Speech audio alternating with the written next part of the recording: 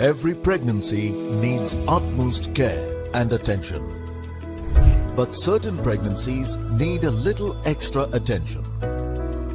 An Rh negative mother carrying an Rh positive baby is at increased risk of complications.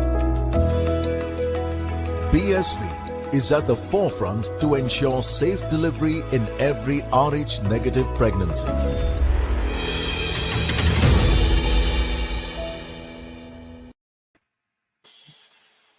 Hello and welcome to the Outside View, brought to you by Women's Click Zone and presented by BSV, Puma, Food and Wellness, and MRI Hospital.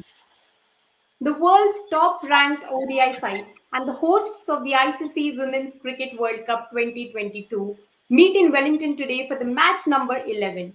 The White Ferns have not beaten Australia in a one-day international since early 2017, a 12-match sequence of defeats. But history, as we say, has no takers. But New Zealand win the warm-up game against Australia ahead of the ODI World Cup. It is going to be an interesting contest, and joining me to discuss that further, I have alongside me Julia. Welcome, Julia, to the show. Thank you. How are you? I'm good and hope you're good as well and excited for today's match as well, I'm sure. Absolutely. It's going to be a beauty. It's always good, the Trans-Tasman rivalry, so we're very excited about it. Yeah. So the news from the middle is that New Zealand have won the toss and they've elected to bowl first. No changes from New Zealand side. They are playing the same 11. For Australia, Talia Magra, Darcy Brown and Ashley Gardner have made it back to the side. But coming to New Zealand first, Julia, it is a good thing to have a relatively short turnaround, like they had just played India 2 days back and now they are going to face Australia. Helps to carry the momentum further. Yeah, I think it's not a bad thing for them to continue their streak a little. Obviously, they were pretty disappointed losing that first game to the West Indies. So I think they've had a bit of success since then. And I think it's not a bad thing just to keep that rolling for the moment while they've got their confidence up and they've got a little bit of momentum. So, yeah, I think it's not going to be a bad thing. All the players are pretty fit these days and they can handle a few close games back to back. Not a bad thing goes well, says Julia. And then we have the head-to-head records of New Zealand and Australia with us, wherein just to see how the teams have fared when they have faced each other, 132 matches, New Zealand 31, Australia 99. Of course, the Australians have an edge over here, but probably one of the most balanced side in the tournament, Australia, as we say them. The hosts are also in good form, but Meg Lannon will have her plans set, especially considering the strong winds that are forecasted for today, Julia. Yeah, it's always tough at Wellington. It's a pretty windy place and an amazingly flat pitch normally as well, which is why I'm assuming New Zealand decided to bowl first. So they sort of knew what sort of target they're going to be having to aim at. But, yeah, windy, really have to work on managing your bowlers, who you're bowling into the wind, what areas you're going to hit with the wind, and just making sure that you know exactly where you're going all the time with your plan. So you've got to make sure you're planning accordingly, particularly with New Zealand, who've got, a couple of spinners. They've got to really make sure that they get that right. Amelia Kerr's their biggest weapon. And obviously Australia, having brought Ash Gardner back in, she'll also be making sure that she probably bowls into the wind just to get that little bit of extra to dip in Southwaite, who's been doing fantastically so far. Kalyani has also joined us. So Kalyani, New Zealand are going to bowl first. And in the game against India, we saw that there was a bowling order change there in the last game in terms of Francis Mackay opening and Leah Tahu coming in. Tell us that in a way tells us the flexibility that Tahu brings to the table, and she's going to be a key considering the batting unit, the strong batting unit Australia possesses. See, the thing with Liata who has been that she got the opportunity to explore what she can do in the domestic circuit and during the both of the competitions in New Zealand, and now she's been that kind of a player who can do whatever the team needs. The pace, Tahu's pace has been kind of a worrying thing for Australia in the past. They have played relatively well against her, but the thing is that now there's another pace unit and the spin unit that surrounds her, which creates more problems. So there is a very little room for Australian batters to like take on other bowlers.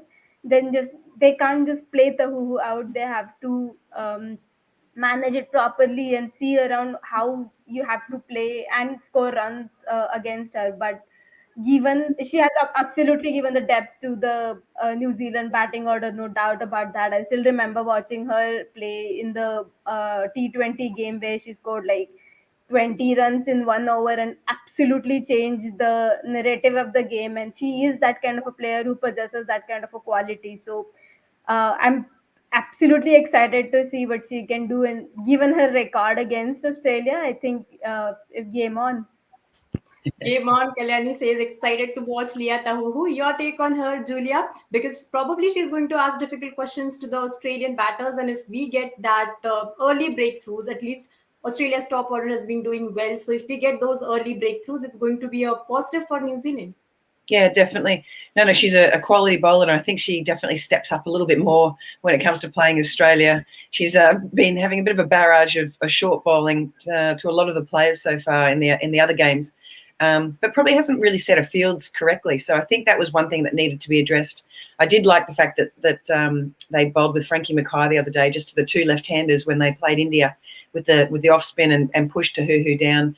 She doesn't normally, she's so used to bowling with the new ball. It was nice to see that she could really be flexible and adaptable for the team, and, picked up 3 for 17 and bowled beautifully. So it'll be interesting. Lisa Healy does quite like facing Tahuhu. She averages about 49 against her. So there'll be a bit of a contest there. Or will New Zealand look at trying to change it up and surprise Australia by not actually opening with Tahuhu, which, as I said, although it can have a little bit in it early, Wellington in the pitch, but other than that, it gets pretty flat pretty quickly. Interesting contest, and the one player who also adds more to it is Amelia Kerr. You talk about bowling, you talk about batting, you just can't miss her. Coming to you, Kalyani, first. Splendid form. She's playing her 50th ODI today at the age of just 21. And Matthew Mott, the Australian coach, said that she's one of the most improved players in the circuit right now. So I think it was during the T20 World Cup. I remember Matthew Mott did a podcast with Mel Jones, and he was asked about the two players he would like to coach. And first name he said was Sophie Devine, and second name he said was Amelia Kerr. And the reason he gave behind it is that she is the kind of player. He remembered telling that at the Mount Maunganui, Meg Lanning scored one of her centuries against New Zealand, and he remembers saying that Meg was struggling, but she eventually scored the century, and she bowled 8 overs in a row to Meg Lanning, and he said it was most difficult patch he has ever seen Meg bat. And given how good Meg Lanning's record is against New Zealand, the praise coming from this person is very high, and I think it all sums up what Amelia Kerr is for this team. And she took a break. It has been excellently reported also how important she's been for this team. And I think the most important thing that has come out of Amelia Kerr being back is that the 9 matches that New Zealand played against Australia after the 2017 World Cup, the band is back together. They were without Bates in some matches, they were without Kerr in some matches, they were without Devine in some matches, but finally that top 5, that the core group of New Zealand is back together, and now we'll see how Australia handles that challenge, and Kerr is probably at the center of it. It's amazing how we talk about, you just mentioned about the trio, Kalyani. We talk about Sophie Devine, Amy Setterthwaite, Susie Bates, and then taking into consideration Amelia Kerr also into that important core member of the New Zealand. It's a big thing, the way she's carried herself in the international circuit with the ball, with the bat. And as we know that the spinners are having a great say, Amelia Kerr might just surprise the Australian batters, Julia. I think it's a big chance she'll surprise us. I think we haven't really seen this Amelia 2.0. We haven't seen this new model of her yet, and it'll be interesting to see how they do deal with her. We haven't seen the batting. Their batting depth is so much deeper than it has been for a long time. The players do know each other a fair bit, having played a lot of WBBL together. But I think that again just makes the challenge even better, for the fact that people are wanting to get on top of their opponents, but also their former teammates, and there's a really, really good rivalry there. So to me, I think Amelia Kerr will be very, very important to them today, and that depth of batting lineup is the best that I've seen from New Zealand for quite a long time, and they're performing very, very well. So and we haven't even started talking about her with the ball. I mean, she's been amazing with the ball. You did mention before, Kalani, that about Meg Lanning. Meg Lanning scored 73 from 104 balls. against Kerr, and she really struggles to get her away when she's normally going around that 90 strike rate. So Kerr does really challenge the stumps with that wrong, and I think it concerns Meg a little bit. She does like to take the ball to backward point and away from herself, so that wrong does make it a little trickier for her. And she also can be quite difficult against Healy and Gardner. And Gardner hasn't played a game yet today, up until today. So it'll be interesting, coming straight into it and having to face someone of the quality of Amelia Kerr. So she'll be vital today. 50th ODI, Amelia Kerr might just be the game changer for New Zealand once again. But let's just quickly have a look at the playing 11s as to what combinations that we're going to see. New Zealand, of course, have went with the same setup that from the last game. We have Jess Kerr there, Leah Tahuhu, Hannah Rowe, Haley Jensen with the ball. Of course, Frances Mackey also comes in there. Australia, of course, have brought back Thalia Magra, Ashley Gardner, who missed due to the COVID isolation, and we have Darcy Brown back as well. Coming back to you, Kalyani, Jess Kerr, of course, we know that along with Amelia Kerr, the Kerr sisters are just proving to be an integral part for the New Zealand setup. But then Jess Kerr, of course, we know that she has that ability to surprise the batters. But then also a word on Frances Mackay.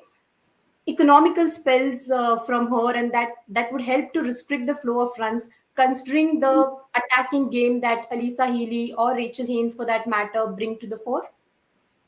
I have said this before and I'll repeat myself again. I believe Frances Mackay is probably the smartest cricketer going around. The way she changes her bowling, and it just come like we saw the two runouts that she was part of against one came against India, Harmanpreet Kaur's run out against India in the series also. She's the smartest cricketer going around. She knows what she's doing. And there was a T20 match which happened in 2021 against New Zealand. New Zealand had no chance of winning this. This person goes out, makes some runs out of nowhere, and then surprises Australia. I think along with Amelia Kerr, Francis Mackay is probably that surprise package. You don't know what's going to come out of that whole combination, and absolutely great with batting. And it's good to see her back. Played her last World Cup in 2013. Now she's back in the mix and going absolutely well for New Zealand. So I think, like Amelia Kerr, she is the threat, and I'm absolutely hoping to see that one run out from Francis Mackay because it's just delightful to watch. Francis Mackay, the surprise package, and we love surprise packages, don't we? We saw that how the termed surprise packages, what we termed West Indies as, and they pulled some stunning victories in the World Cup in the first two games that they played. So surprise package, Francis Mackay, Julia Price. Yeah, she's been fantastic, and it was a great effort from her. I think they brought her into the New Zealand team as a bit of a surprise. I think, obviously, with Kasparek being left out, but I think it's a good change. I have to admit, I think she's really good for the team. She's got this great energy and attitude. As you said, she's a pretty smart cricketer, and she's just quite challenging and probably assists and really expands that leadership group with her hitting as well. It just adds a bit more depth. With the bat, but at the same time, I think just her bowling is really taking the pressure off someone like Amy Satterthwaite, who may have had to step up if Frankie Mackay hadn't been bowling as well as she is. So I think she'll be key as well today. That change of pace, the change of flights, particularly with the wicket being so flat. I think someone of that off-pace bowling will be very important. The other point you mentioned, though, is also the swing bowling, I think, early on to Alisa Healy. Jess Kerr, even though she's going to be bringing it into Alisa Healy because she really likes that to continue going onto the leg side, I think any sort of swing bowling can upset Alisa Healy pretty early. So to me, I think Jess Kerr will also be a big factor today as well. And then we have Sophie Devine, who can just chime in with the ball and can give you those important breakthroughs maybe. And then we have Amy Satterthwaite as well. She did well with the ball in this tournament. Your thoughts on how this Sophie Devine and Amy Satterthwaite, their experience with the bowling, they know how to, maintain their line and lengths, probably, Kalyani? See, the thing with Amy Satterthwaite is that she recently took her 50th ODI wicket. And when I asked her about this in the post-match press conference, that if she had to convince Sophie to give her the ball, and her reaction was, nah, I knew that I'm not getting the ball many times. if I'm getting it, I'm going to make the most of it. And I kind of look at Amy, Sophie, and Suji as that. Leah Tahu also mentioned this in the press conference. Three wise heads of New Zealand cricket right now, and they've all been captains before. They've led from the front. They've led in the important tournaments. And the thing about those three, even when you look at the domestic circuit and WBBL, with Sophie being the WBBL champion, current WBBL champion, and as a captain also, you look at them and you know what kind of stuff you're going to get out of them, and they're very balanced side because of these three players. They know what they're doing, and I think with the bowling, I think Sophie is bowling herself little down. She could absolutely bowl more overs and just cram some overs with it. And with Amy bowling, you know there is a variety and there's that bowling depth also. We talk about the batting depth all the time, but there is that bowling depth in New Zealand. And I won't be surprised if Amy takes ball today and just surprises the Australian middle order. And I would put my money on that. Kalyani is putting her money on that. So let's see how it pans out. And of course, when we talk about the depth in bowling and batting, we know that Australia is one of the balanced side there. So just getting into Australia's batting unit now. Julia Alisa Healy, just on how her role has changed in the team since the last ODI World Cup. She scores with a good strike rate, gives the team good start, would have got the confidence from the last game as well.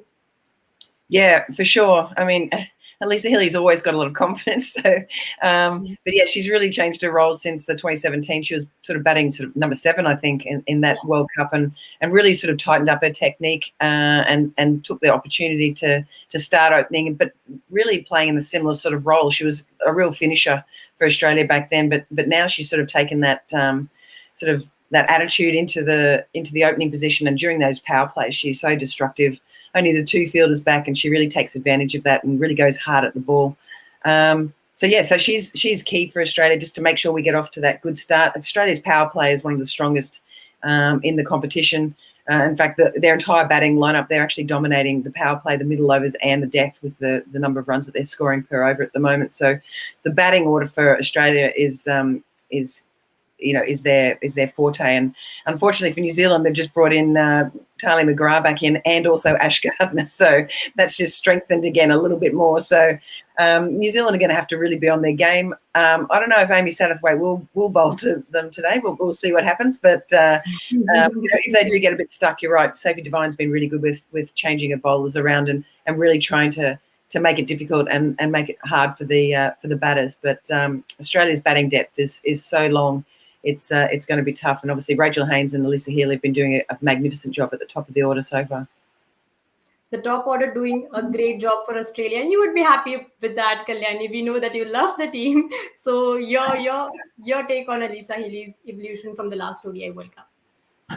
I remember watching her play against England in the match against England, the World Cup match, and it got so close and they lost by some one-digit number. And there's a photo of Danny Hazel celebrating Alyssa Healy's wicket, and that celebration tells you another story how important Alyssa Healy can be for this team. And the next series, she started playing at the top order and got her things right. And what strikes me most about Alyssa Healy is that she understood her role perfectly, what she's supposed to do. And in T20s and in ODIs, she knows what is expected out of her. And even though she had a little bit of lean period during the Ashes series, the confidence that the team management gave her, then everyone was behind her. Even when Meg Lanning was asked about this in numerous press conferences, that Alyssa Hill is form, what is it with it? And the same situation happened during the T20 World Cup. And at the end of it, she was among the top run scorers with God knows how many important, crucial contributions in between. So Alyssa Healy is that kind of a player that will give you everything you need, and behind the stump, she has been fabulous as well. So she'll take that confidence. She has a kind of a good record against New Zealand as well. I mean, not as good as Meg Lanning, but like no one has that kind of record against one team, 6 centuries and all. But yeah, she's the important person, and she'll play her role. Meg Lanning, of course, you mentioned Kalyani, has been like the one of the most integral parts, captain leading from the side, and the kind of calmness, the thing that she brings to the table is of course very exciting to watch every time she takes the charge of the field. But Rachel Haynes, the deputy, a word on her, Julia. The way she's been with the team, the way she's played, impressive in both the games, and then would like to reflect the same this time around as well.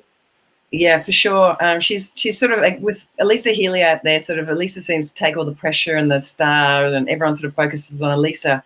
And then you've got Rachel Haynes just ticking it over at the other end. You sort of forget to notice her, and then suddenly she's 130 off 131 as she did in the first game. So yeah, she's a really good foil for Elisa Healy, and I think that sort of partnership is been working really real well. I was really keen to see Beth Mooney at the top of the order, but at the same time, I think Rachel Haynes is doing a magnificent job, and it's good that the order can be a little bit flexible, and they do have other options if required. And then obviously you get either Elisa Healy or Rachel Haynes out, and you've got Meg Lanning coming in, who's averaging 68 against New Zealand at 100 strike rate. So it's a tough ask for New Zealand today, but at the same time, I think there's the chances of, again, if I mentioned if they bowl in their right areas and they really challenge the Australians and put a couple of slips in and put in some attacking fields, I think they're a big chance of taking it up to them. And we know that their batting order is up to it as well, with obviously Sophie Devine getting that 160 in the warm-up game against Australia, which I'm sure they'll get reminded of quite a bit. Of course, and we just had a word on how the depth of New Zealand bowling is also deep enough. And then if that happens today, if the bowlers clicks early on, you might see the Australia's middle order taking the charge. So far in the two games, we've seen the top order getting the job done for the side, Kalyani, but the middle order consisting of an Elise Perry and Beth Mooney, for that matter, that comes down the order, they might just get tested today. And that is probably the best thing that can happen to this tournament, given how everyone is just desperate to watch Beth Mooney bat for longer period of time. It's just that she's a kind of a player that will take you out of any situations. And if you need her to accelerate, she did that against England. If you need her to just little calm the inning down, she has done that previously as well. So they will get tested. And if you saw what Elise Perry was able to do against England in that final over, that she just knew what her role was. And even when that's the classical batter who is playing at four, plays a strokes, like technically one of the best batters in the world, but she knew what her role was. And I think that has been Australia able to achieve since 2017, that everyone is absolutely 100% aware of what their role is. And given how the tournament has panned out till now, other teams have panned out. The middle order needs to step up at some time in the tournament, and if that happens today, is probably the great thing to happen. We should always remember that Beth Mooney has a century against New Zealand. Her maiden century came against New Zealand, and also Elise Perry has a century against New Zealand. Her maiden century came against New Zealand. So even if they're tested, I think they're talented players, and they're absolutely legends of the game, that they'll handle it well. Kalyani, of course, has been rooting for Australia and has given us all the points to remember who has had century against New Zealand already. But of course, we are all excited to watch more of Beth Mooney, just the way the calmness she brings on the field and just gets the job done for the side. So of course, but I'll come to you, Julia, on this.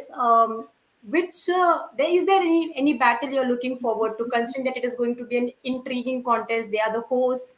Australia, the number one ODI ranked team right now. So, any battle that you're looking forward to in today's match? I'm just thinking. Well, I'd love to see how Ash Gardner goes today, because obviously she hasn't been playing. She is a very aggressive and attacking batting in that middle order. She's going to be great to try and bring home Australia's innings and just make sure that we're sort of nailing it in the coffin at the end there. But I would love to see how they're going to try and contain her. But I'd love to see Amelia Kerr and the way that she bowls. Particularly, I want to see her to Meg Lanning, as I mentioned before. She sort of makes Meg really think about her game. She's probably one of the only bowlers that really slows Meg down, and she is very, very difficult to get away. So to me, I'd love to see the Amelia Kerr versus Meg Lanning today. Yes. I have a question for you, Julia. You were there during the Ashes series and you watched Alana King ball, and that clutch moment that happened in the final hour. She and Annabelle Sutherland were kind of in the middle of everything. The new players taking on it. So, just a word on Alana King from your side. Yeah, Alana King, she's so exciting. I mean, she's really reinvented herself. She's been around for a fair while in the domestic system and made the move to Western Australia this year. So it was a good change for her. She just needed to sort of rethink where she was at. And her leg spin has been coming out brilliantly. She's got a really good energy about her. She's a great fielder. She's quite a reasonable bat as well. So it strengthens the batting order again. And I think pairing her up with, we've got Amanda Jade Wellington playing again today as well. So, but the two of them, we know that Wello has been a great bowler for a few years, and it's great to see her also back in the team. So, Australia's bowling lineup is fairly strong as well. So, with the two leg spinners as well as Ash Garden now in as the off spinner, it's a big spin heavy team for Australia today. Interesting, Jess Johnson misses out, obviously, number one ODI bowler in the world, and she misses out. I'm assuming there's just a rotation, just trying to get Ash back in there and get us some games. But between those three spinners, I think Alana King's been loving life and just hanging around the group and just talking spin. And it's not a bad thing that we've got some really good spinners coming through in the Australian setup. And Alana King's going to be around for a while. She's been pretty exciting, and I do love watching it go about her work. Let me tell you, Julia, just a second, Kalyani. Let me tell you, Julia, that Kalyani is a big Australian follower. And that's why she's having a couple of questions for you. One more from her. Go on, Kalyani. Now that I have you here, just a fundamental question: that is it a rule in Australian cricket that the wicketkeeper has to be from Queensland or some relation with Queensland? Given Jodie Fields, Beth Mooney, Georgia Redmayne, yourself, and then Alisa Ellis born in the Gold Coast. Yeah, pretty much. Yeah, that's the rule. I don't know why that's happened. Yeah, Elisa was originally from Queensland and moved to New South Wales when she was about 12. But that is funny. There are a lot of Queensland wicketkeepers for Australia. I don't know why that is, but even in the men's game, there's a fair number as well. Obviously, with Wade Seckham and Ian Healy and a lot of the male players as well. So, yeah, interesting. Don't know why. Probably just because they are the best. We'll take that. Okay, then it's going to be an interesting battle. It's prediction time now. Coming to you, Julia, first. How much is Australia scoring and what's New Zealand chasing? Well, it's a big scoring field, the Basin. So I'm going to say they're going to have to go close to 300, I think, just to be safe. I mean, we can see how quickly the grounds have been running. We know how the firepower of New Zealand with Bates and Devine at the top order. So to me, I think if Australia are seriously in this contest, I think they're going to have to look around that, getting as close to 300 as they can. Close to 300. Julia has been spot on with her prediction, at least with the shows that I have done. I've always found out that she's been spot on with all her predictions. Kalyani.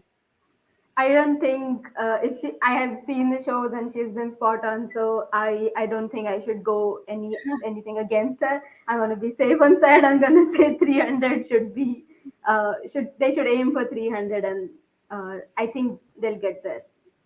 Okay, then both of them 300 for Australia. It's going to be an interesting contest to watch out for. We'll, of course, pick up this conversation in the mid show. You until then, stay tuned to Women's Cricket Zone for all the updates on women's cricket.